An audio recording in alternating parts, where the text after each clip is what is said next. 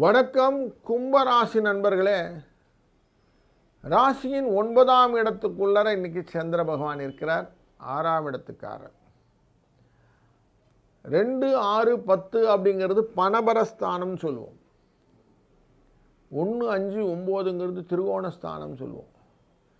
இந்த பணபரஸ்தானத்துக்காரர் திரிகோணத்துக்குள்ளே வருகிறார் அப்படிங்கிறதுனால ஏதோ ஒரு காரியத்திலே நீங்கள் முனைப்புடன் ஈடுபட்டால் லாபம் உண்டு. பணத்தை மட்டும் பார்த்தா வேலைக்கு ஆகாது.